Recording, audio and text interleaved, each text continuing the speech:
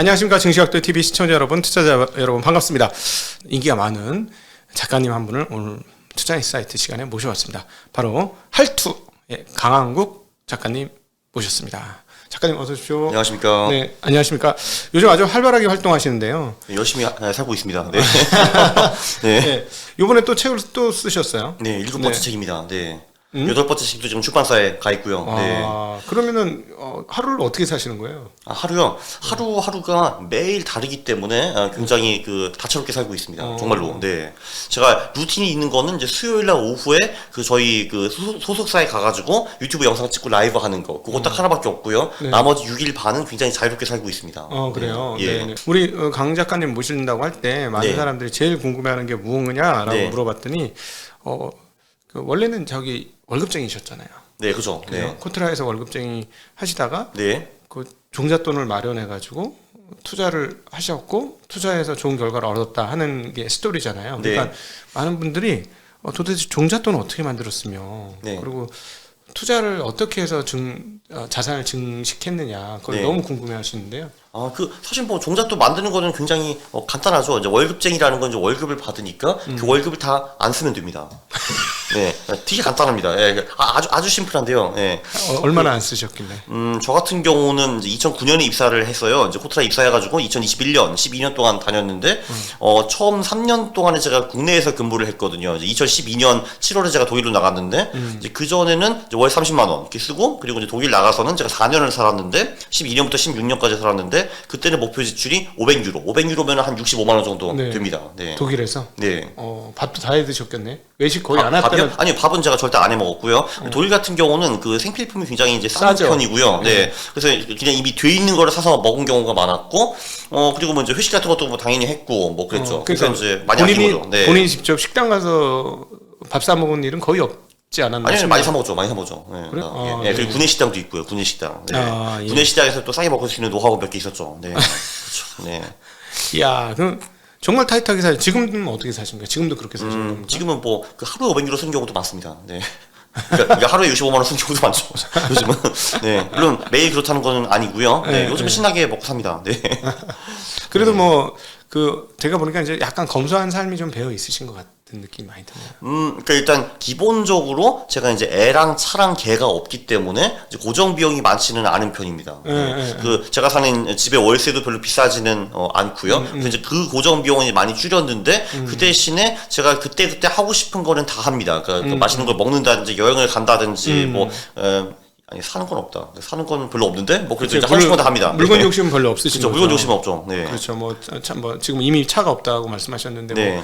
남자들이 주로 갖는 무슨 시계 욕심이라든가 무슨 시계는 핸드폰이 다 해주죠. 네. 네, 그러니까 굉장히 단촐하게 지금 사셔서 제가 보니까 그게 어떤 자산 증식의 핵심 키워드 아닐까 하는 생각이 좀 드는데. 그렇죠. 일단은 지출을 억제하는 것이 제일 중요하기는 하죠. 사실. 네.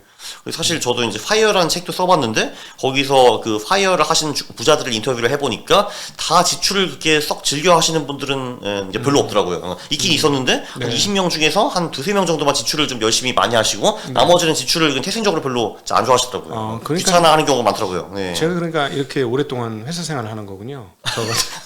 지출을 많이 하십니까? 저는 지출을 줄이지는 않는 예. 밥을 한 번 얻어 먹었으면 반드시 사줘야 되고 네. 후배들한테 밥을 사줘야 되는 스타일이라. 그건 맞죠. 네네.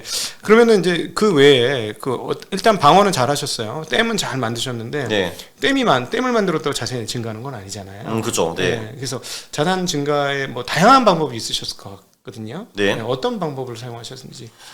초창기에는 제가 퀀트 투자만 했고요. 주식 퀀트 투자만 조금만 했고, 그리고 그 후에는, 한 2017년부터는 제가 이제 투자하고 돈을 벌어들이는 방법이 훨씬 더 다각화가 되었습니다. 네. 어떻게? 제가 퀀트 투자를 처음 시작한 게 2006년쯤이니까, 한 2017년까지는 이제 굉장히 단조롭게, 정말 종잣돈을 모아가지고, 퀀트 투자로 주식을 해가지고 돈을 불리는 방법을 추구를 했고요. 그렇게 하니까 한 17년에 제가 자산이 한 10억 정도 되었습니다. 그 정도 되었고, 그 후부터는 굉장히 다각화가 되었는데, 예를 들면 이제 이런 식으로 책을 쓴다든지 이런 것도 했고요. 네, 그리고 책 쓰는 게 돈이 돼요?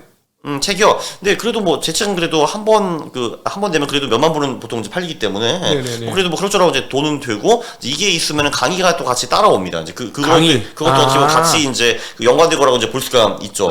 이제 그것도 그렇군요. 있었고 뭐 그리고 17년부터 코인도 이제 하기 시작했고요. 네. 코인. 네, 코인도 하고 비상장 투자도 하기 시작했고 이래가지고 17년부터는 훨씬 좀 다양하게 돈을 벌기 시작했습니다. 네. 근데 이제 조금 전에 댐 얘기를 하셨는데 댐이 없으면은 일단 그 불릴 물이 없어요 기본적으로. 물이 전부 다 새나가기 때문에. 네. 그래서 이제 사실 제가 보기엔 댐이 제일 중요한 것 같고 이제 한마디로 일단 물이 차게 만드는 게 중요한 것 같고요. 찬 물을 불리는 거는 상대적으로 간단합니다. 네. 작가 중에서 이제 파이어라는 책에서도 그 느낌이 오지만 젊은 나이에 자산을 모았기 때문에 그걸 궁금해하는 사람들한테 강의를 함으로써도 또 다시 댐이 채워지는 그런. 맞아요. 것도 그것도 있어요. 가능해요. 맞아요. 그렇습니다. 네. 그러니까 아예 그걸 돈을 못 벌었으면 할 수 없는 일에 돈을 버니까 그걸로 또 그 한 바퀴 회전이 더 되고 뭐 다양한 충분히 얘기가 됐어요. 근데 이제 의외롭게도 그 파이어 관련 강의는 제가 한 적이 별로 이제 없고요. 네. 그리고 그 책이 사실 되게 잘 팔릴 줄 알았는데 그 책이 제 책 중에서는 좀 안 팔린 책 중에 하나고요. 그러니까 제가 강의하는 거 구체적으로 이제 쿼트 강의 쪽으로 이제 많이 하죠. 왜냐면 그거는 지금 내가 당장 써먹어가지고 돈을 벌 수 있기 때문에. 왜냐면 이제 파이어 강의 같은 경우는 물론 이제 뭐 동기부여 정도는 될 수 있지만 뭐 구체적인 액션이 조금 이제 부족하다고 생각하실 수 있을 것 같아요. 그래서 저는 주로 이제 쿼트 쪽으로 강의를 하는 편입니다. 하면은. 네, 그러시군요. 자, 그러면은 퀀트를 보니까 주로 엑셀 기반의 퀀트를 많이 하셔요. 요즘은 아니지만, 네, 그죠. 옛날에는 그렇게 했죠. 네. 예. 그래서 그때 이제 초기에 자산을 모으실 때 퀀트를 어떤 식으로 하셨는지 정말 궁금하거든요. 그때는 굉장히 원시적으로 했죠. 그때 어렸을 때 제가 코딩을 배워놨으면 굉장히 좋았겠지만, 그거를 못했기 때문에 생 노가다를 많이 했습니다. 그러니까 퀀트 같은 경우는 이제 가장 심플하게 보면 재무제표 퀀트 같은 것들이 있는데, 재무제표를 어디서 얻어야 되는 거잖아요. 그렇죠. 그래서 이제 HDS에 들어가가지고, 그 2,000개 기업들의 재무제표를 전부 다 커피 페이스트 해가지고 집어넣는 이런 작업을 다 했고요. 그거를 거의 분기마다 했고요. 네. 어디서 따와서 이렇게 넣으신 게 아니라 그걸 수작업을 하셨다고요? 옛날에는 지금은 그게 다 따올 수 있는 서비스들이 다 나와 있고 그때도 아마 있었을 거예요. 근데 제가 거기 돈을 쓰기 싫었기 때문에 HDS 들어가가지고 그 2,000개 기업 재무제표를 전부 다 긁어가지고 엑셀에 갖다 박았습니다. 그런 노가다를 다 했죠. 그래서 그러면은 그럼 재무제표 분석이었으면 예를 들자면 뭐 이익률 줄가율이라든가 아마 PB율 대비 PER 뭐 이런 뭐 그런 개념의 컨트롤 하셨던가요? 맞아요, 그렇죠. 수익성, 그러니까 뭐 ROE라든지 뭐 그 비슷한 지표들 그리고 이제 말씀하신 퍼 PBR 이런 거 위주로 많이 했고요. 이익 성장률은 그때는 사실 보지도 않았네요. 생각해 보니까. 네. 초보자였으니까. 네? 초보자였으니까. 그렇기는 한데, 근데 솔직히 퍼라는 한 개 지표만 해도 연봉이 20% 30% 벌 수가 있거든요, 사실. 그래서 그렇죠. 그래서 그렇죠, 맞아요. 그때 제가 상대적으로 완전 초보자인데도 불구하고 돈을 잘 벌렸습니다. 네. 그러니까 거기서 이제 중요한 포인트 중에 하나가 그러면은 사실 보통은 자기 생각이 좀 퀀트에 들어가는 경우도 있고 안 들어가는 경우도 있고 한데. 네. 근데 저희가 이제 봤을 때 퀀트가 좀 더 뭐랄까 좋은 자료가 되려면 감정을 배제하고 데이터베이스가 더 구축이 돼야 되는 거잖아요. 그렇죠. 네. 그 감정이 분명히 그래도 들어가고 싶은 마음이 있었을 것 같아요. 그러니까 인간의 감정은 투자에 정말 쓸모없고 정말 필요 없는 거기 때문에 당연히 무조건 빼는 게 일단 좋고요. 저는 그거는 상대적으로 잘한 것 같습니다. 사실 이게 그 인간이 결정해야 되는 게 딱 사실 하나라고 저는 생각이 돼요. 퀀트. 그러니까 어떤 전략을 쓸 것인가.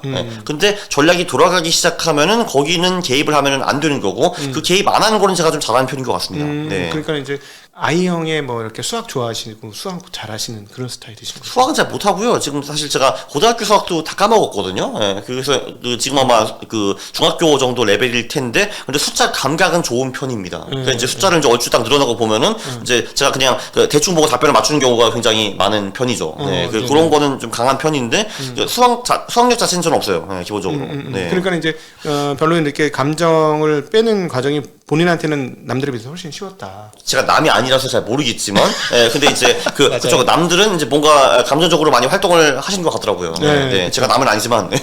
다른 퀀트 하는 사람들은 그렇게 하다가 꼭 자기 생각을 개입시켜가지고 그 퀀트가 어그러지고 이러는 경우가 상당히 많지 않습니까? 그런 것 같아요. 그리고 근데 사실 그 본인의 알량한 생각이 그 모델보다 훨씬 더 못하거든요. 대부분의 경우에.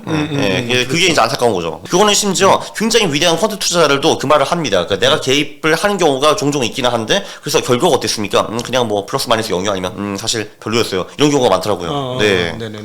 아마 그렇게 해보면 예를 들어 뭐 PER, 뭐 PBR, 무슨 ROE 뭐 등등 해서 상위 순위권을 쫙 뽑아가지고 뭐 몇 개를 투자하고 뭐 이런 식의 구체적인 방법 쓰셨을까요? 그렇죠. 그 맨 초창기에 썼던 전략은 진짜 PBR과 ROE 그 두 개 지표만 보고 투자를 했고요. 네. 그 참고로 그 그린블라트가 쓴 주식시장을 이기는 작은 책이라는 책이 작은 있는데 책, 이제 맞아요. 거기에 굉장히 유사한 방법으로 이제 투자를 하게 됩니다. 그래서 네. 나중에 근데 ROE라는 지표가 별로 썩 좋은 지표가 아니라는 걸 깨닫고 이제 그때 다른 지표로 바꿨죠. 뭐 F 스코어 뭐 이런 걸로 바꾸기도 했고 네. 그리고 이제 ROE와 비슷한 뭐 GPA라는 다른 지표도 있고 뭐 한데 뭐 그런 식으로 해가지고 그 지표를 좀 더 연구를 하고 이제 계속 발전시켜 나갔죠.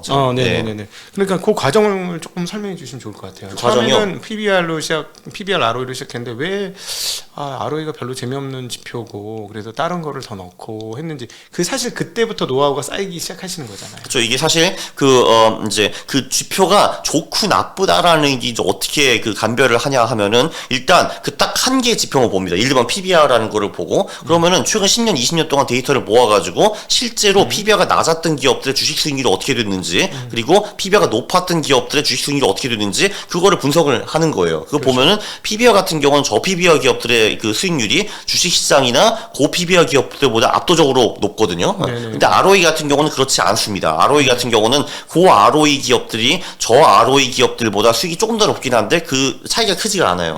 그리고 심지어 주식시장보다 높네 많네 이 정도이기 때문에 결론적으로 ROE는 투자할 때 그렇게 대단히 훌륭한 지표는 아니다라고 볼 수 있죠. 네. 사실은 PBR 배수가 매우 낮은 즉 총 자산이 엄청나게 많은 회사가 ROE를 높인다는 거는 사실 상당히 어려운 일 아니겠습니까? 그러나 그 두 개를 같이 쓸 수가 있죠. 그 한마디로 PBR의 순위를 매기고 ROE의 순위를 매긴 다음에 그 평균 순위가 가장 좋은 20개 기업을 사는 식으로 이제 할 수가 있어요. 그러면은 PBR도 얼추 낮고 ROE도 대충 높은 이제 이런 기업들을 살 수가 있거든요. 근데 그런 기업들도 나쁘지는 않은데 근데 말씀드린 것처럼 ROE라는 지표 자체가 좀 별로이기 때문에 PBR 플러스 X라는데 그 X 지표를 딴 걸로 제가 대체를 했습니다. 어떤 걸로 대체하셨어요? 그러니까 예를 들면 F 스코어라는 조금 복잡한 지표가 하나 있어요. 그건 이제 2000년에 피오 트러스키라는 교수가 개발한 지표인데 그거는 이제 9개 서브 지표가 있습니다. 그러니까 첫 번째 얘가 흑장가 저장가 그거를 그런 식으로 해서 9개 서브 지표가 있는데 거기서 yes와 no로 답변할 수 있는 지표들이 있어요. 그 9개가 그러니까 한마디로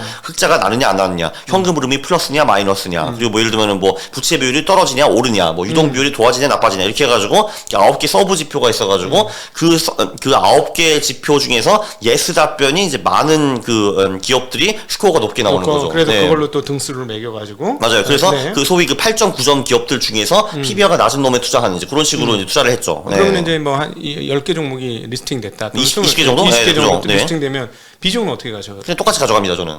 20개 그냥 각각 5%씩. 예, 네. 제일 1등 받은 거를 제일 많이 주는 게 아니라 가중이 없이 그냥 뭐 5% 해서 20종목 쫙 이렇게 까는 개념으로. 제가 백테스트 결과를 몇 개 봤는데 그런 식으로 1등, 2등에 좀 비중을 좀 높게 주고 19등, 20등 낮게 주는 게 좀 더 낫다라는 그런 설도 있거든요. 저는 근데 귀찮아서 그냥 다 똑같이 가져갑니다. 그러면은 그 20개 종목 중에서 그럼에도 불구하고 성공하는 것도 있고 실패하는 것도 있을 거 아니에요? 당연하죠. 대략 뭐 비율이 어떻게 되는 거죠? 그 대략 비율을 보면은 20개 종목 중에서 보통 한두 개 종목이 어마무시하게 올라져가지고 나머지 18개를 다 끌고 갑니다. 그렇게 보시면 돼요. 그쵸. 네, 맞아요. 네. 그쵸. 그러면 이제 그럼 그 한두 개를 사지 그랬는데 제가 어떻게 합니까? 그 한두 개가 뭔지. 그렇기 때문에 어쩔 수 없이 그 이제 포트폴리오를 구성해가지고 20개를 통으로 사는 거죠. 왜냐면 저도 그게 알고 싶습니다. 그 20개 중에서 한두 개가 어떤 놈인지. 근데 제가 그 정도 실력은 안 돼요. 그래서 다 사는 거죠. 그러면 보통 한두 놈이 나와가지고 다 캐리해 주더라고요. 근데 여기서 이제 중요한 거는 그 20개 중에서 한두 개 놈이 전체 포트폴리오 캐리하는 건 맞는데 또 중요한 건 나머지 17개, 18놈이 큰 발성을 또 부리면은 안 되는 거잖아요. 그렇죠. 그게 굉장히 중요하죠. 왜냐면은 그러면 이 두 개로 제가 예를 들면 3배씩 벌었어요. 근데 나머지 18놈이 전부 다 마이너스 80%야. 그러면 이제 소용이 없잖아요, 이게. 근데 물론 컨트롤 하면은 그래도 어느 정도 멀쩡한 기업들을 뽑기 때문에 이 17, 18놈들이 너무 이상한 짓은 안 합니다. 그리고 한두 놈이 촥 올라줘가지고 전체 포트폴리오를 이제 그 수익률을 좋게 만드는 거죠. 그렇게 보시면 돼요. 이게 지금 컨트롤 하시지만 사실은 저는 컨트롤을 잘 안 하지만 네. 제가 하는 어프로치하고 뭐 크게 다르지 않아요. 그럴 것 같습니다. 네. 왜냐하면 저희는 제가 이제 계속 후배들한테 가르치고 알려주고 이야기하는 게 뭐냐면 하방 좀 막힌 걸 좀 생각해요. 그렇죠. 네, 그렇죠. 하방이 뚫리고 위로 100% 하방으로 50% 그건 의미 없다. 네. 하방으로 30% 뚫렸고 위로 200% 뚫리면 오케이 그런 거는 한번 리스크를 질 수 있다. 밑에 네. 30%를. 그러나 위에 50% 먹겠다고 밑에 50%를 열면 그거는 바보 같은 짓이다라는 얘기를 하거든요. 그러니까 퀀트를 통해서 PBR의 어떤 질이 좋거나 그리고 또 S스코어 아까 F 스코어. F 스코어. 네. F 스코어가 좋은 것들은 아무래도 질적으로 좀 한번 필터링이 된 거다 이렇게 보면 되는 거겠죠. 그렇죠. 그래서 요즘은 제가 F 스코어를 안 쓰고 그거보다는 뭐 매출액, 영업이익, 순이익, 성장률 이런 거를 이제 많이 쓰고 있는데요. 사실 이게 다 굉장히 상식적인 어프로치입니다. 한마디로 그 매출액, 영업이익, 순이익이 증가하는 기업들은 좋은 기업들이잖아요. 사실 누가 봐도. 근데 그 중에서도 이제 퍼나 PB와 같은 밸류에이션 지표들이 낮은 편 이런 기업들을 제가 주로 선호하고 투자를 하고 있죠. 그 한마디로 성장성도 있는데 근데 이제 크게 고평가되지 않은 그 한마디로 굉장히 상식적인 기업들을 그냥 기기적으로 뽑아내서 사는 어프로치이거든요. 그래서 사실 수익률이 좋을 수밖에 없어요. 기본적으로. 네, 잘 나오기가 힘들어요.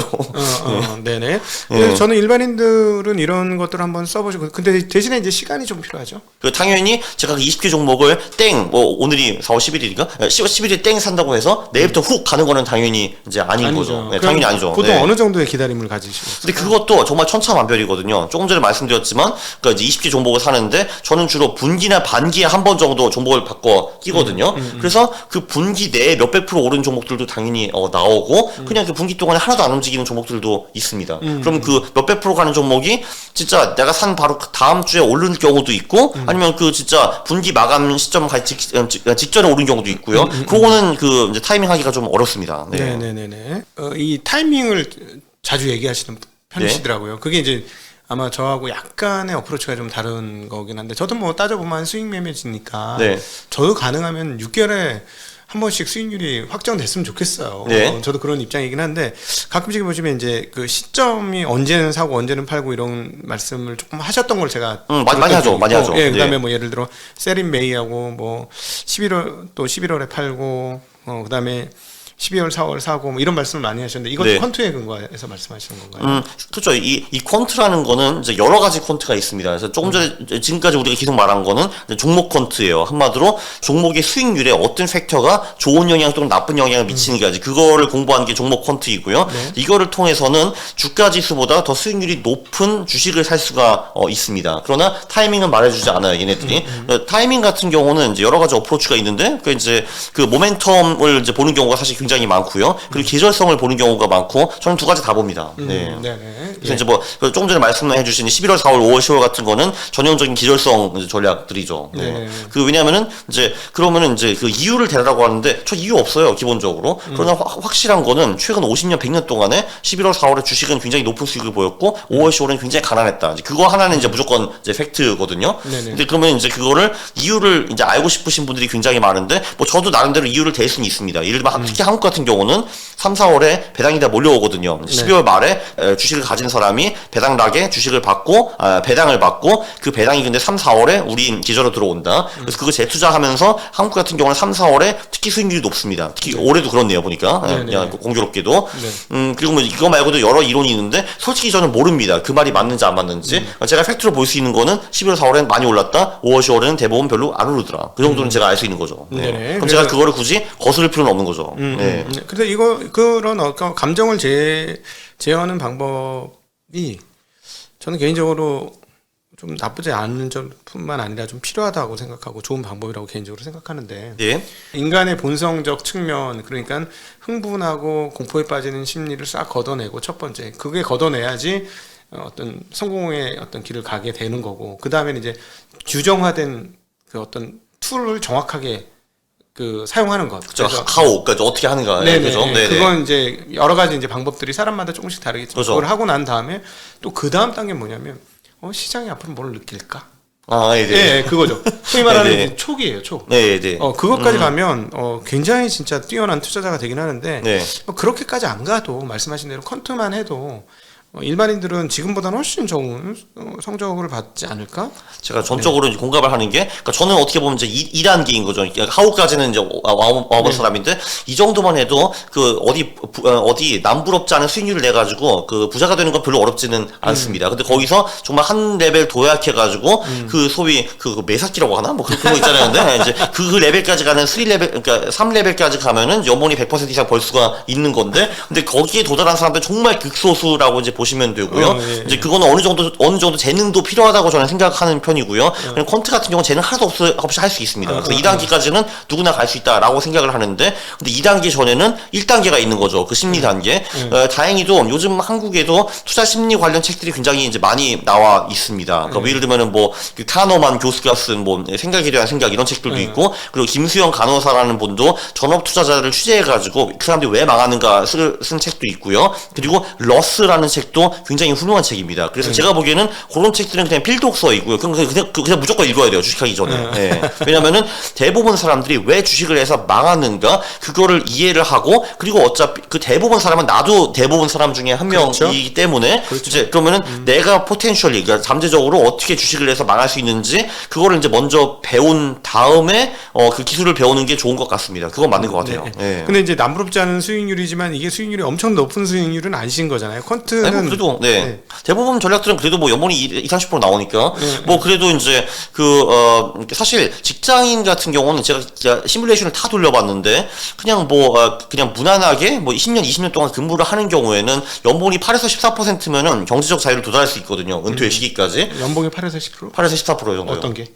그러니까 직장인의 경우, 그러니까 그 은퇴 시기가 10년에서 20년 정도 남아 있는 경우에는 연봉이 8에서 14% 정도 수익을 내면은 그러면은 경제적 자유가 가능해요. 대부분의 경우. 그렇게 해서 그걸 쓰지 않고 계속 쌓아가면은요. 그러니까 이제 사실 많이 저축할 필요도 없어요. 그러니까 저는 이제 뭐 한 월 100만 원, 200만 원, 그러니까 월 100만 원 뭐 이 정도 저축을 이제 주로 이제 많이 해봤거든요. 근데 그런데도 불구하고 뭐 대단한 수익률이 필요가 없거든요. 근데 요 정도 수익은 퀀트 투자로 그냥 무난하게 이룰 수 있습니다. 그렇죠. 예를 들어 10% 내외 정도 수익률은 말씀하신 대로 저도 동의를 합니다. 그거는 콘트로 어렵지 않게 뽑아낼 수 있다. 20%까지도 별로 어렵진 않아요, 사실. 그러니까 그 리스크도 크게 없이. 그래서 그거는 충분히 가능하기 때문에 이제 소위 2단계에 도달을 하셔가지고 그냥 경제적 자유가 목표인 분들은 그냥 콘트 하시면 될 것 같아요. 그 3단계까지 가는 거는 굉장히 훨씬 더 많은 시간과 에너지와 이제 노력과 고뇌와 이런 거를 바쳐야 되기 때문에 그거는 이제 일반 직장인이 하기가 사실상 어려워요. 네. 자, 이제 그러면 최근에 이제 GPT 관련 책을 쓰셨어요. 네네. 이렇게. 그렇죠. 이렇게 또 교묘한 홍보, 그렇죠. 강화국이 묻고 GPT가 답하다. 그렇죠. 교묘한 홍보. 너무 좋습니다. 저보다 훌륭한 그 작가셔요. 몇만 부씩 파니까 대단하시네요. 아닙니다. 네. 근데 지금 이 콘트를 GPT가 하면 너무 쉽지 않겠어요? 퀀트를 GPT가 한다? 아직까지는 이제 못하는 것 같은데, 점점 더 많은 영역에 GPT가 들어올 것 같긴 합니다. 네. 그러니까 맞아요. 지금 말씀하신 거, 저 PBR 제일 낮은 거 순서대로 해주고, ROE 높은 거 뽑아주고, 그 다음에 아까 말한 F 스코어 주고, 여기서 등수해서 한번 뽑아봐줘. 코스피 시장에서. 네. 이렇게 하면 쭈르륵 해줄 거 아니에요. 맞아요. 네네. 그러니까 지금은 얘가 그거를 못 하거든요. 근데 당연히 미래에 얘가 이걸 할 수 있을 거라고 저는 생각을 합니다. 아마 근데 그거보다는 GPT를 활용하는 앱들이 나오기 시작하겠죠. 그러니까 왜냐면 이제 GPT 같은 경우도 그 데이터를 어디서 가져올지 아마 잘 모를 테니까 이제 예를 들면 이제 이 데이터를 여기 통으로 옆에 이렇게 두고 가서 야 GPT야 여기 접속해가지고 내 질문에 답변해줘 하면은 이제 그런 식으로 나올 가능성이 높습니다. 제 생각에 4.0은 아마 그 정도 못할 것 같은데 5.6점이 나오면 가능할 거라고 봅니다. 네. GPT한테는 중요한 거는 질문을 잘해야 되잖아요. 잘해야 됩니다. 네. 그러면은 제 생각에는 질문을 정확히 하는 게 중요한 거죠. 사실 근데 처음에 그렇게 엄청 정확히 할 필요도 없는 게 그냥 일반적인 질문을 하면은 보통 통상적으로 얘가 5개에서 8개 정도의 답을 주거든요. 뭐 이런 식으로 주식에서 돈을 어떻게 버니? 라고 하면은 그게 제 첫 질문이었거든요. 그러면은 한 답을 8개 정도 줘요. 그 보면은 싸게 사서 비싸게 파세요. 배당을 재투자하세요. 경제 상황을 잘 모니터링 하세요. 뭐 이런 식으로 다 나오거든요. 그러면은 첫 번째 답변. 싸게 사서 비싸게 사는 거. 그걸 어떻게 하니? 라고 하면 또 8개의 답변이 나오거든요. 그러면은 가치 투자, 성장주 투자, 모멘텀 투자, 매크로 투자, 이런 식으로 몇 개가 나오거든요. 그러면은 거기서 1번의 답변을 가지고 계속 물고 늘어지면 돼요, 그냥. 그래서 어떻게 하는 거, 어떻게 하면은, 그럼 알아서 얘가 디테일하고 정확한 답변을 해주기 때문에 처음엔 좀 멍청하게 질문을 시작해도 됩니다. 네네. 이거를 쓰면은 사실은 자기가 이제 궁금해하는 것들에 대해서 알 수 있는 최단시간에 시간을 우리가 제공을 해줄 수 있는 그런 방법이네요. 맞아요. 이게 리딩방어로 쓸 수 없어요. 그래서 제가 이제 맨 마지막에 그런 거 해봤거든요. 그래서 지금 가치 주라고 볼 수 있는 주식이 뭐가 있니? 라고 물어보니까 나는 AI 랭귀지 모델이기 때문에 그런 건 답변 못 하고요. 가치 투자에 대한 일반적인 정보는 제공할 수 있습니다. 이런 식으로 답변이 나오거든요. 그거는 안 돼요. 그거는 안 되는데 그 대신에 정말 말씀하신 대로 내가 투자에 대해서 좀 더 배우고 공부하고 싶다라고 하면은 이게 최고의 툴인 것 같아요. 사실 그거를 그러니까 인간 고수한테 물어볼 수도 있고 인간 고수도 얘 못지않은 답변 정도는 해줄 수가 있는데 근데 그 인간 고수는 나한테 오지 않거든요. 그 사람 바쁘니까. 근데 얘는 안 바쁘거든요. 얘는 24시간 동안 저랑 놀아줄 수 있는 시간이 있기 때문에 네. 예, 그렇기 때문에 정말 궁금했던 거를 다 물어볼 수가 있고요. 예를 들면 제가 투자책을 하나 읽었다 하면은 그 투자책에 대해서 의문이 생기거든요. 도대체 이걸 쓴 사람은 뭐 하는 사람이냐부터 그러면은 여기 나오는 이 단어가 이해가 안 된다라는 것도 하면 얘가 다 설명을 해주고 그리고 이제 그거를 좀 더 그 심플하게 설명해 줄 수 있냐 그럼 그런 것도 다 해주고요. 그리고 그럼 이 사람이 중요시 여기는 지표가 무엇인가 지표를 쫙 해주면은 저는 예를 들면 그 지표를 백테스트 할 수 있고요. 다른 소프트웨어를 통해 가지고 이런 걸 다 할 수가 있습니다. 네. 아니 이게 랭귀지 모델이라서 숫자는 아직 제대로 계산을 못하는 입장인 거죠, 얘가. 그러니까 숫자는 4.0 같은 경우 그래도 꽤 좀 하는 편인 것 같은데 이제 그쪽보다는 이제 소위 이렇게 학습하는데 그러니까 내가 학습하는데 도움이 많이 돼요 기본적으로. 그렇죠. 네. 그리고 이제 번역 같은 것도 꽤 잘하는 편이거든요. 지금 같은 경우는 저 같은 경우는 주로 이제 트위터에 있는 위대한 고수들 얘기들을 많이 참조하는 편인데 내가 영어가 자유롭지 않다고 치면은 이제 그거를 갖다 집어넣어가지고 번역도 당연히 해주고 그럼 번역하는데 이 단어가 이해가 잘 안 돼요. 설명해줘 하면 그것도 해주거든요. 전부요. 이제 그런 거 다 써먹을 수가 있죠. 네. 네. 또 그리고 이게 투자에 지금 어떻게 사용하면 좋을 네. 건지를 좀 설명해 주시면 좋을 것 같아요. 이게 이제 책 자체가 지금 주식 투자와 관련된 GPT 어떻게 쓰시겠냐를 지금 타이틀로 걸으셔가지고요. 그러니까 요 책 같은 경우는 사실 제가 가치 투자에 대해서 썼어요. 그러니까 왜 퀀트 투자에 대해서 안 썼니라고 하실 텐데 그 얘 같은 경우는 백테스트 같은 걸 못 하니까요. 퀀트 투자 같은 경우는 전략이 구체적으로 나와 있고 그렇게 했으면 얼마 벌었니 이제 그 결과를 제가 도출해내야 될 수가 있는데 그거는 못 하거든요. 숫자 계산 아직 안 되니까. 그렇죠. 근데 가치 투자 같은 경우는 그거보다는 원칙이 더 중요한 거잖아요. 이제 어떤 식으로 투자를 해야 되는가 뭐 이런 거. 네. 그 가이드라인을 이제 제시 받으면 되는 건데 그거는 아주 잘해줍니다. 얘가. 네. 사실 저 같은 경우도 이제 가치 투자를 당연히 모르는 사람은 아니에요. 왜냐면 퀀트 투자 같은 경우는 그 지표를 가치 투자자나 기술적 투자자들이 쓰는 지표들을 끌어와가지고 이제 전략을 만들어야 되는데 그래서 저도 당연히 이제 그레이엄 책 다 읽었고 뭐 워렌 버핏 그 주주서한 다 읽었고 필립 피셔, 피터 린치 뭐 하워드 마크스 등 다 읽었죠 당연히 근데 그래서 얼추 당연히 아는 사람이지만 그렇다고 해서 제가 뭐 대단한 가치 투자자라고 볼 수는 없는 거죠. 그래서 저도 호기심에 이것도 진짜 가치 투자 어떻게 하는 거야? 뭐 이런 식으로 물어봤는데 얘가 디테일하게 답변을 다 줍니다. 그러니까 9개 스텝을 주고 9개 스텝 첫 번째 스텝도 다 읊어보쇼 하면 이제 다 읊어주기도 하고 이제 뭘 해야 되는지 그럼 그 데이터를 어디서 찾아야 되는 건지 그러면 경쟁이 있는 기업을 찾아야 된다. 그럼 경쟁이 있는 게 도대체 뭐야? 물어보면은 몇 개 이제 그 내용을 줍니다. 그 뭐 경영진도 봐야 되고 모두 봐야 되고 그럼 그 중에서 뭘 봐야 되니 물어보면 또 답변을 주거든요. 그러니까 이런 식으로 해가지고 실제로 제가 뭐 가치 투자를 할 생각은 별로 없지만 한다고 하면은 어떻게 해야 되는지 얘를 통해서 진짜 한 이틀 사흘 만에 다 배울 수 있을 것 같아요. 그러면은 얘가 가르치는 대로 따라해보면 되는 거죠. 네, 그러면 제가 가치 투자를 할 수 있습니다. 네네네. 이게 어차피 이 시장이 인간이 써놓은 자료에서부터 뽑아낸 것이니까 네네.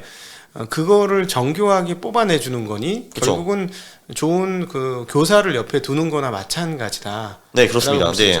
근데 이제 한계가 좀 있지 않습니까? 아주 특정하게 이렇게 딱 집어서 해주지 않고 굉장히 일반론을 주로 이야기해주지 않나요? 딱 집어서 질문을 해주면 딱 집어서 답변을 해줍니다. 네, 그렇죠. 그리고 가끔 답변을 보면 제가 전혀 생각하지 못했던 답변들도 몇 개 나오거든요. 네. 그래서 그거는 확실히 도움이 됩니다. 그러니까 일반적인 수준보다는 훨씬 더 높은 수준의 답변도 받을 수 있다. 그렇죠. 그리고 간혹 답변이 틀리다라는 말도 이제 나오거든요. 이제 그 말도 맞기는 한데, 근데 그건 안타깝게도 인간 고수한테 물어봐도 똑같습니다. 그거는. 어떤 게 있을까요, 그런 게? 네? 그러니까 예를 들면 이 책에서 이제 팩트가 안 맞은 게 이제 몇 개가 있었어요. 그러니까 이제 보면은 벤저민 그레이엄의 학생들을 읊어봐라고 하는데 이제 마리오 가벨리라는 사람이 나오더라고요. 근데 알고 보니까 이제 그 사람은 그레이엄한테 직접 배운 건 아니고 그레이엄이 옛날에 있었던 콜롬비아 대학에서 그레이엄한테 그 소위 노하우를 전수받은 그 교수한테 배운 사람이에요. 그래서 그레이엄은 정신과 철학을 배운 거는 맞는데 그레이엄한테 직접 배운 거는 이제 아니었거든요. 그런 식으로 좀 디테일해서 좀 이제 틀린 부분도 나와요. 그리고 얘가 투자에 대해서 말하는 의견이 제가 말하는 의견과 틀린 경우도 좀 있더라고요. 오히려 얘 같은 경우는 장기적으로 이렇게 뭐 가치 투자를 하는 것이 단기적으로 기술적 투자하는 것보다 더 안전하다라는 말을 하거든요. 근데 제가 보기엔 아니거든요. 그게 왜냐하면 기술적 투자 같은 경우는 가격이 떨어지면 급하게 손절을 하기 때문에 오히려 이제 잃을 수 있는 폭이 가치 투자보다 훨씬 더 적다고 저는 생각을 하는 사람인데 그래서 그런 건 제가 이 책에다가 제가 커멘트를 한 200개 남겼어요. 한마디로 야, 이거 좀 아닌 것 같은데 하면서 이제 네, 그렇죠. 네가 뭘 알아 임마 하면서 그래서 이런 식으로 팩트가 약간 틀린 경우도 있고 아니면은 제가 생각했던 것과 다른 결론을 내는 경우도 있어요. 근데 사실 그런 게 더 흥미로운 거죠, 사실 얘기를 하면서. 네. 네네네. 또 그 우리가 이제 GPT에서 네. 얻어낼 수 있는 좋은 그 영역이라든가 이런 게 뭐가 있을까요? 네. 그러니까 바로 이런 거예요. 학습 능력. 근데 사실 이게 투자에만 국한된 게 아니거든요. 그러니까요. 그러니까 사실 제가 이제 그래서 다음 책을 좀 시작을 했다가 바빠가지고 지금은 접은 건데, 그러니까 뭐 진짜 뭐 이런 거. 나는 지금 10년 만에 1억을 100억으로 만들고 싶어. 어떻게 하면 좋겠니? 라고 진짜 이런 엉뚱한 질문을 던지잖아요. 그래서 나 이거에 대해서 책을 쓰고 싶으니까 챕터를 뽑아줘 하면 뽑아줍니다. 그러면은 그게 답변하죠. 1년 만에 100배의 자산을 불리는 거는 굉장히 챌린징 골이라고 이제 상당히 이제 도전적인 골인데, 그래도 이제 이런 걸 하면 네 확률을 좀 더 높일 수 있지 않겠니? 하면서 뭔가 제안을 해줘요. 이게 성장주에 투자를 하세요, 창업을 하세요, 뭐 부업을 하세요, 뭐 이런 거 식으로 해주거든요. 그거 관련해가지고 그래 그럼 부업을 어떻게 하는? 난 부업에 관심 있어 하면은 그 계속 질문하면은 상당히 디테일한 답변이 나와요. 예, 그래서 그냥 한마디로 인류에 있는 모든 학습에 사용할 수가 있습니다. 그러면은 이제 옛날보다는 훨씬 더 빠르게 관련 지식을 습득할 수가 있죠. 제가 그때 엄청나게 도움이 돼요. 예. 그리고 제가 개발을 못하는 무식쟁이라 그런데 이제 이런 것도 해주더라고요. 뭐 예를 들면은 뭐 퀀트 전략 중에서 뭐 HAA라는 전략이 있는데 야 그거 그 전략은 요 사이트에 있고 그거를 참고해가지고 그 파이썬 코드를 써줘 하면 써주더라고요. 그거를. 네, 그런 것도 가능해요. 오히려 이제 컴퓨터 언어 써주는 거는 굉장히 능숙하다고 얘기 들어요. 네, 굉장히 능숙하고 그래서 이제 저는 개발을 못하지만 그래서 개발을 이제 본인이 직접 엄청 디테일하게 잘할 필요가 없겠더라고요. 보니까. 네. 그래서 이제 어느 정도 기초를 알고 개발이라는 게 이런 식으로 돌아가는구나라고 알면은 얘를 통해 가지고 코드를 생성할 수 있겠더라고요. 그런 것도 가능하죠. 네. 그 마지막 끝으로 이제 그 GPT 관련해서 네. 또 더 추가로 못하신 말씀이나 해주시면. GPT요? 그러니까 이제 GPT가 단순한 유행이냐 아니면 이제 이게 굉장히 지속적일 것인가라고 질문하는 분들도 굉장히 많던데 뭐 어떤 분들은 GPT를 아이폰이랑 비교를 하더라고요. 저는 어떻게 GPT를 아이폰 따위랑 비교를 할 수 있냐라고 생각을 하거든요. 근데 그게 스마트폰 따위랑라고 저는 말을 이제 하는 사람인데 그냥 기본적으로 이거를 딱 보니까 이제 사라질 직업군들이 굉장히 많이 이제 보이더라고요. 네, 그래서 근데 저는 그렇게 막 비관적이진 않습니다. 옛날에도 이제 구기술이 있었고 신기술이 오면은 그 구기술에 관련된 직업들은 다 사라졌고 새로운 직업들이 생겼죠. 신기술을 통해서. 요번도 저는 똑같을 거라고 보는데 이번 신기술 임팩트가 엄청 강해가지고 정말 기존 직종 중에서 절반 이상이 사라질 것 같고요. 제가 보기에는 그냥 사라지거나 아니면 필요한 인간 수가 확 줄거나 이렇게 될 것 같고 그 대신에 그거 못지않게 다른 직종들이 생길 것 같은데 그게 무엇인지는 제가 가늠도 잘 못 잡겠습니다. 저는 어리석어서요. 저는 확실한 거는 지금 우리가 상상할 수 없는 새로운 신기한 직종들이 많이 생길 것이다. 그거는 확실한 것 같아요. 없어질 업종들은 어떤 게 대표적일까요? 가장 이 책을 쓰면서 느낀 거는 번역하는 사람들이요. 예, 왜냐면은 저도 이거 어떻게 했냐면은 영어로 질문을 하고 영어로 답변을 받은 다음에 그 번역기로 돌리고 제가 그 번역을 검증한 다음에 이 번역 내용이 좀 부실하네 추가 질문을 하자 이런 식으로 해서 책을 쓴 거거든요. 근데 예를 들면 지금 같은 경우도 그러니까 제가 만약 이 책을 일단 번역기로 한번 돌리면 영문이 나올 거 아니에요. 그 영문을 챗GPT에 집어넣어 가지고 이 영문이 매끄럽지 않은데 좀 더 이쁘게 써줘. 그리고 타깃 구독층은 30대 중반이야 이런 식으로 하잖아요. 그럼 그거 맞춰가지고 아름답게 글을 써줘요. 그래서 이제 지금은 확실한 거는 한국어를 영어로 번역하는 사람은 더 이상 필요가 없어졌어요. 네. 근데 영한도 조만간 마찬가지일 거예요. 그 영한 번역은 GPT 거를 보면 조금 어색한 부분이 좀 나오거든요. 근데 그것도 5.6, 6.6 나오면서 다 사라질 거거든요. 그래서 번역하는 사람 더 이상 필요가 없어졌어요. 그럼 결국은 캐릭터 또는 특성, 자기만의 가진 오리지널리티 이게 굉장히 중요해지는 거겠네요. 그렇죠. 이제 창의성이랑 이제 호기심이랑 그리고 전반 지식. 왜냐면은 그러니까 이 책을 쓰는데 아마 감히 제가 말하지만 그냥 투자를 아무것도 모르는 사람이 똑같은 책을 썼으면 깊이가 조금 더 떨어졌을 겁니다. 왜냐면 제가 투자에 대해서 아는 게 아무래도 많이 있으니까요. 그러니까 이제 전반적인 지식, 인문학적 지식 이런 것도 굉장히 중요한 것 같고요. 그리고 말씀하신 그 창의성. 왜냐면 지금까지는 선생이 질문을 하고 우리가 답변을 했는데 지금은 우리가 질문을 하고 얘가 답변을 다 이제 해줄 거거든요. 우리는 그런 거 고민해야죠. 도대체 그러니까 내가 만약에 작가라고 치면은 그럼 이 책을 읽는 사람이 어떤 질문에 관심을 있을까? 그리고 이제 이게 지금 우리 세상에 맞는 질문인가? 뭐 이런 거 있잖아요. 그런 거를 고민해야 되는 거죠. 답변 얘가 해줄 테니까. 네네. 예. 자, 그러면 오늘 이제 GPT 이야기는 여기서 예. 한번 정리를 하고. 예. 자, 이제 컨트롤 통해서 이제 단순히 이제 바텀업만 하시는 게 아니라 타이밍도 잡는다라고 하셨는데. 예. 올해 어떻게 보이십니까? 지금 현재 기술적으로 하시는 분들은 지금 거래소 같은 경우는 저항 라인을 돌파하고. 돌파하죠. 이런 것들이 막 얘기가 나오는 거니까. 예. 이럴 땐 또 어떻게 보시면 좀 궁금하네요. 저는 전망을 이제 별로 안 하는 편이에요. 왜냐면 어차피 저는 확률밖에 없고 전망은 없다라고 생각을 하고, 네. 근데 이제 확률적으로 보면은 이제 5월, 10월에 아무래도 확률이 떨어지죠. 주식의 확률이 많이 떨어지고요. 그리고 근데 뭐 예외 사항은 제가 딱 하나 관찰한 거는 이게 3, 4월에 주식이 워낙 좋기는 한데, 근데 4월에 주식이 어마무시하게 좋을 경우에는 코스피 같은 경우는 5월, 10월에도 그 모멘텀이 좀 가는 경우가 좀 있더라고요. 네. 그래서 근데 원래 평균적으로 4월에 코스피가 5% 정도 올라요. 그게 이제 평균 수익인데, 근데 그게 그거보다 더 오를 경우, 진짜 뭐 8%, 10% 오를 경우에는 그게 5월, 10월에도 지속되는 경우가 있더라고요. 네. 근데 그렇게 되려면은 코스피가 4월 안에 2,700을 뚫어야 돼요. 그러면은 네. 5월, 10월에 갈 가능성이 높고, 코스닥 같은 경우에는 4월에 수익이 엄청 좋다 하더라도 5월, 10월에 꼬꾸라지는 경우가 안 꼬꾸라지는 경우보다 더 많았습니다. 네. 그 정도죠. 근데 이제 기본적으로 이게 또 미국 같은 경우는 중간선거 다음 해에 수익률이 대부분 굉장히 좋거든요. 그게 올해고, 실제로 올해도 지금까지도 미국 수익이 굉장히 좋아요. 그래서 올해 전체로는 주식시장이 상승할 거라고 저는 봅니다.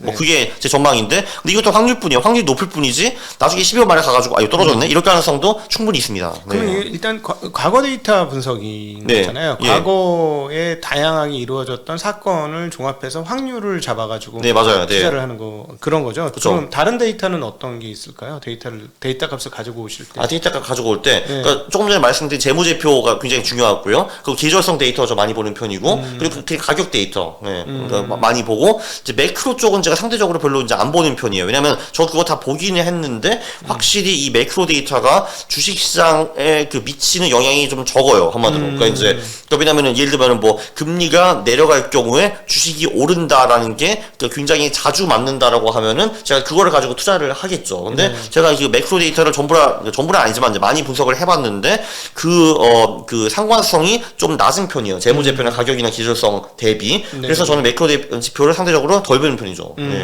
그러면은 앞서 이제 처음에 제가 시작했었던 바텀업 중심으로 퀀트 데이터를 모아서 그렇게 하고, 혹시 뭐 요즘에 조금 더 발전하거나 다르게 하고 있으시는 투자 방법 같은 것들은 없으실까요?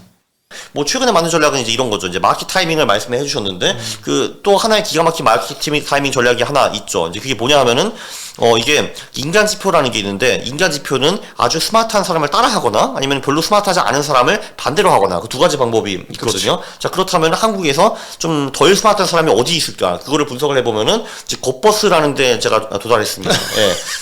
왜냐면은 사실 이게 상식적으로, 그러니까 곱버스라는 상품은 주가가 떨어져야지만 돈을 벌 수 있는 상품이기 때문에 주식시장이 장기적으로 우상향하기 때문에 장기적으로 돈을 잃을 수밖에 없는 상품이거든요.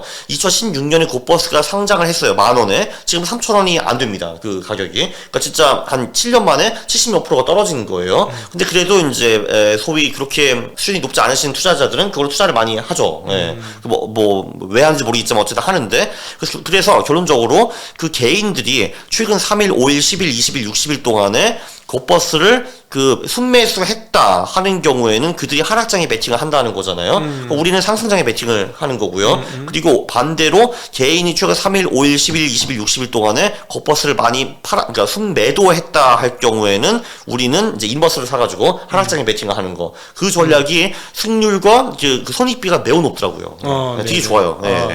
뭐 그런 것도 하나의 마켓 타이밍의 전략인데, 수급을 보고 하는 거.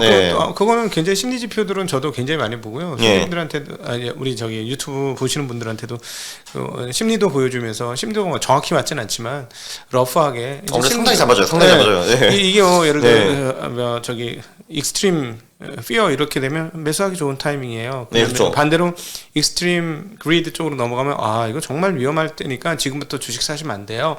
이런 말씀 드리거든요. 맞아요. 근데 거기서 이제 비퀀트와 퀀트의 디테일한 차이는 그 퀀트 같은 경우는 그러면 이제 예를 들면 그 fear and greed 인덱스가 뭐 예를 들면 이제 20이 이제 엄청난 두려움, 뭐 80이 엄청난 뭐죠? 그리드? 예, 그리드라고 하면은 그럼 이제 우리는 그런 걸 하죠. 그러니까 그 최근 50년 동안에 20 밑으로 내려가는 사례가 많이 있었을 텐데 그때 우리가 투자해서 얼마를 벌었을까? 이제 그거를 보고 반대로 80 넘게 했을 때 들어갔으면 우리가 얼마를 벌었을까? 그거를 우리가 수치화를 하는 거죠. 그러니까 그게 하나의 어떻게 보면 퀀트 전략이 다시 될 수가 있는 거죠. 20 밑에서 사고 80 위에서 매도 이거. 그거를 이제 우리는 이제 그 직접 그 실전 50년 데이터를 다 분석해 가지고 그러면 이제 어떤 결과가 나왔는가 그거를 보는 거죠, 우리는. 그러니까 그 차이예요. 퀀트와 비퀀트는. 네네네 그렇습니다. 그래서 사실 저도 어떤 생각을 하냐면 아주 본인이 투자를 잘하는 사람이 퀀트를 잘하는 사람하고 만나면 시너지가 빵 터진다. 터질 수 있어요. 왜냐면 그 사람이 아이디어를 다 주고 퀀트를 검증을 하는 거죠. 그렇죠. 왜냐면은 이게 투자를 엄청 잘하는 사람도 그 아이디어가 나중에 보면은 별게 아닌 경우가 있어요. 보면은. 왜냐면은 그 사람은 아이디어가 10개가 있는데 7개는 굉장히 훌륭한 아이디어거든요. 3개가 꽝인 경우가 있는데 근데 그 7개 훌륭한 아이디어가 이 3개의 꽝 아이디어를 같이 데려가기 때문에 그 투자 잘하는 사람은 10개가 다 옳다고 생각하는 사람이 있거든요. 근데 디테일하게 분석해 보면은 이 사람이 돈 버는 이유는 7개이고 이 3개 사실 필요 없어. 이런 경우도 많이 나와요, 사실. 그렇죠. 충분히 그럴 수 있을 것 같습니다. 저도 그래서 개인적으로 퀀트와 가치 투자가 잘 결합을 하면 결과치가 훨씬 더 시너지가 터진다라는 생각을 항상 가지고 있어서 그렇습니다. 그러니까 저희가 이제 시장에서 배운 이렇게 하면 필승의 전략 뭐 이런 것들이 있어요.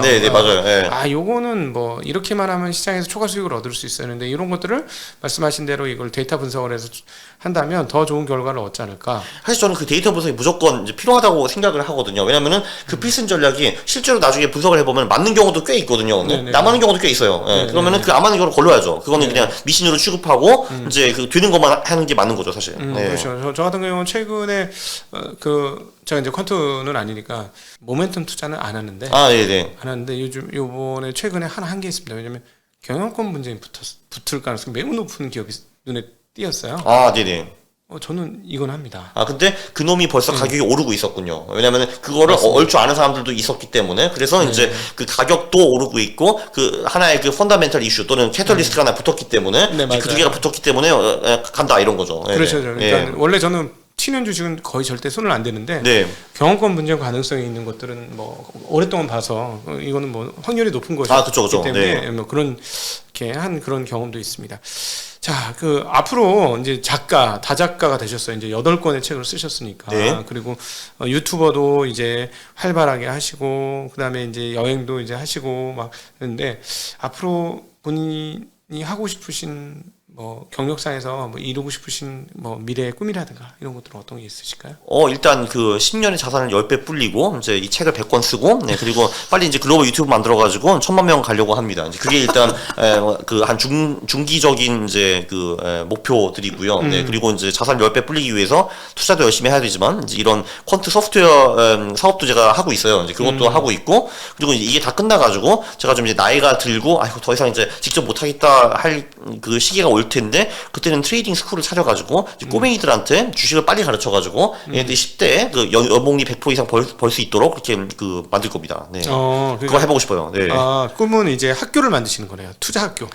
왜냐면은 이게 예체능 같은 경우는 무조건 10살 이하에 시작을 해야 되는 거잖아요.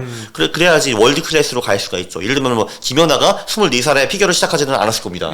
그런 건데 이상하게도 투자는 너무 늦게 시작하거든요. 그래서 그냥 10살 때 시작하게 하면은 얘네들이 얼마나 성장할 수 있을까? 그게 굉장히 궁금하거든요, 저는. 그래서 그거 한번 시켜보려고요.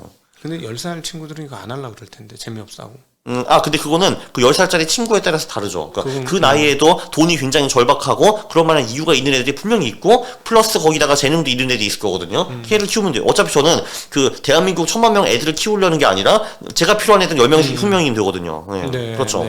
혹시 저희 채널 처음 나와주셨는데 우리 저희 채널 그 구독자분들이나 시청자분들에게 꼭 이 얘기는 하고 갔으면 좋겠다는 게 있으실까요? 단기적으로는 전반적으로 5월, 10월에 주식이 이제 별로 안 좋고요. 장기적으로는 이 챗GPT와 AI 기술을 굉장히 빨리 배워야 될 것 같습니다. 왜냐면 격변의 시기가 올 건데 자칫 잘못하면 당신의 일자리가 날아갈 수 있습니다.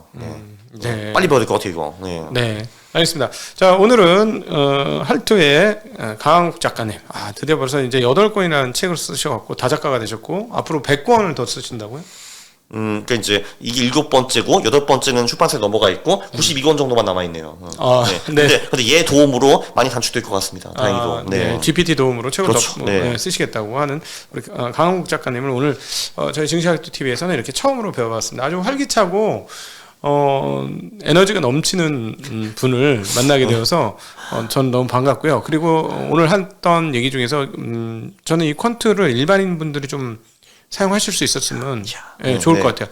엑셀만 조금 하실 수 있으면 되는 거죠. 아니요, 엑셀 필요 없어요. 이제 지금은 소프트웨어가 다 나와 있습니다. 어. 엑셀로 하면은 너무 오래 걸려요. 기본적으로 백테스트 하나 하는데. 그래서 소프트웨어 쓰시면 돼요, 다. 네. 어떤 소프트웨어? 그러니까 물론 저는 이제 퀀터스라는 회사의 대주주기 때문에 이제 당연히 퀀터스 쓰라고 하고, 네, 뭐 그거 말고도 여러 개 있습니다. 뭐 젠포트도 있고, 뭐 컨티킹도 있고, 뭐 올라테란데도 있고, 뭐 몇 개 있습니다 또. 네. 그런 거를 써서 뭐 하시라 하는. 네. 네네. 알겠습니다. 그런 것들은 투자하는데 많이 도움이 되실 것 같고요. 감정이 오히려 개인들한테는 별로 좋지 않습니다. 그래서 하도 안 좋아요. 네, 감정을 좀 배제하는데 많이 도움이 되실 거고, 그다음 또 제가 말씀드리는 건 감정을 쓸 때가 온다. 그건 내 감정이 아니라 남의 감정을 읽을 때. 아, 그렇습니다. 네. 그거는 나중이다. 일단은 감정을 배제하고 투자하는 법을 배웠으면 좋겠다는 말씀. 네. 우리 강 작가님하고 대담하면서 일반인들한테 풀어한 방법이 아닐까 하는 그런 생각을 가지게 되었습니다. 오늘도 긴 시간 함께 해주셔서 감사드리고 또 함께 해주신 강 작가님께도 감사 인사드리겠습니다. 인사드리겠습니다. 고맙습니다. 감사합니다.